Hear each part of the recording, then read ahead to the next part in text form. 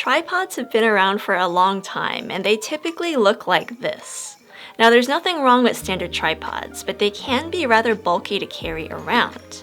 Now, I've been seeing these Facebook ads for these really neat-looking tripod alternatives that seem both compact and handy for getting ground-level shots, and I've been wanting to test them out for a long time and see if they can actually replace my regular go-to tripod. So in this video, I'll review both the Platypod Ultra and the Platypod Extreme, showing you how they work, the best ways to use them, and if they're right for you.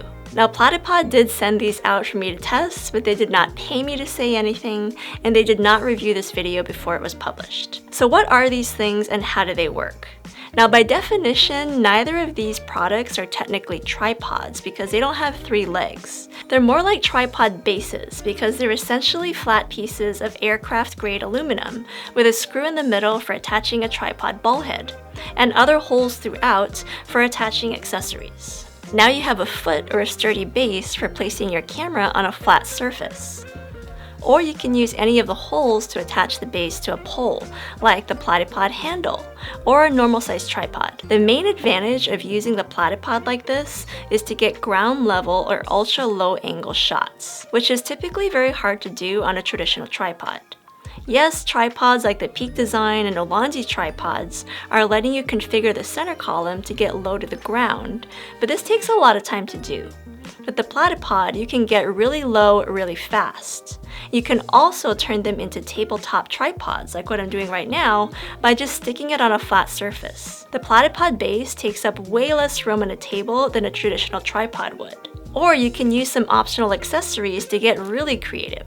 Platypod Ultra comes with 4 heavy-duty spiked feet, which you can attach to any of the 4 corners to give your rig more stability on uneven ground. Or with the spiked feet facing down, you can really dig into dirt or a soft surface to create a solid hold. The Ultra also comes with a 20-inch cinch strap, so you can attach the Ultra to poles, beams, trees, or other objects. Personally, I've been loving the Platypod Ultra for its small size. It weighs 3.2 ounces and fits easily into my pockets or my camera bag, while still being able to support up to 2 pounds. I've used it with ultra-compact cameras like the Sony RX100, my iPhone and my action cameras, and even my Sony a7 IV with a lightweight lens attached. But if you prefer something bigger and sturdier, there's also the Platypod Extreme. Now this guy is quite a bit bigger than the Ultra, weighing in at 9.6 ounces, but it's still pretty lightweight for what it is, and it offers a lot of the same features as the Ultra. But it also supports more weight,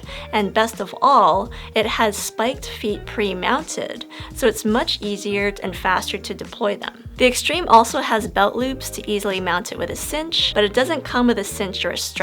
However, it does have a large cutout handle on top to easily carry it around, and it comes with a protective neoprene case. When it comes to cost, the Platypod Ultra is $65 US, while the Extreme is $150 US. Neither one comes with a ball head, so you want to make sure to order one of those as well if you don't already have a spare lying around. So is it worth buying these tripod alternatives, and can they replace your standard tripod?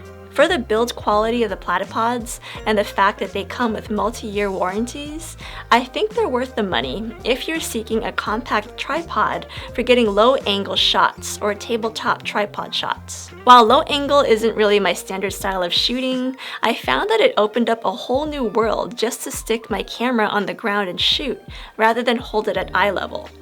With that said, I personally found the Platypod most useful for getting tabletop shots just like this. I love its smaller footprint compared to having the tripod legs spread out all over the place. So can the Platypod replace the traditional tripod? Well, it really depends on what kind of shooting you do. While you can get creative and mount the Platypod to a higher surface using the cinch, it's not always possible to get eye level or higher shots with it.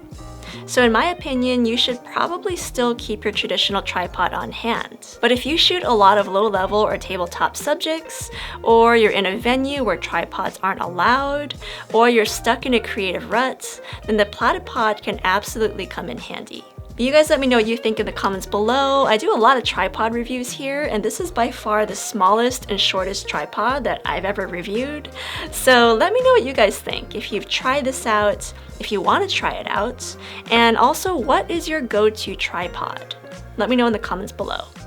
Thanks for watching, and remember, when in doubt, just shoot it.